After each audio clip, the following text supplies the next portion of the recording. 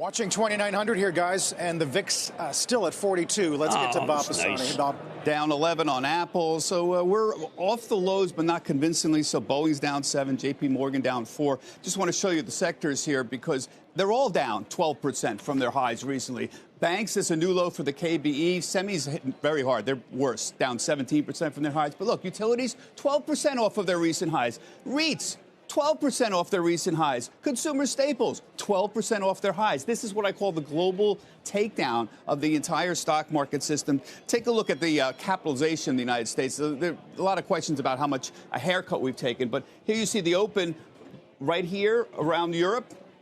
Lows there. This has happened a lot this week. Obviously, a lot of selling going on in Europe, and we improve a little bit, and you can see near the lows for the day. Back market capitalizations, U.S. stock market capitalization, guess what? It's down about 12%, the whole thing here. U.S. values, $33 trillion. That's the U.S. stock market valuation.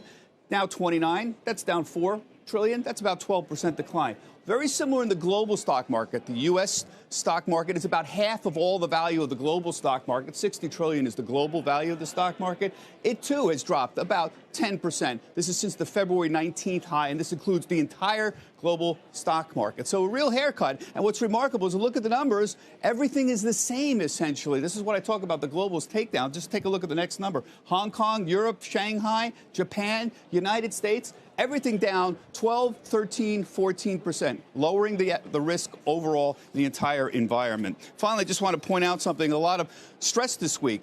A lot of people, same side of the trade. Everybody's been wanting to sell. How has the market structure hold up in the United States? I think pretty well. I didn't see any circuit breakers hit. Individual stock circuit breakers, there were a few, but not that many.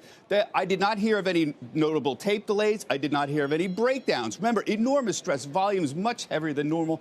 I also did not hear of any big ETF issues. Remember a couple years ago, big issues around the volatility ETFs. Didn't hear of any of that either. Now, this is not a complete review. We've got another day to go through, but overall, systems held up pretty well. I do want to note NYSE sent out a notice yesterday that they were going to have this disaster recovery testing that would be done in March, but that's pretty standard procedure.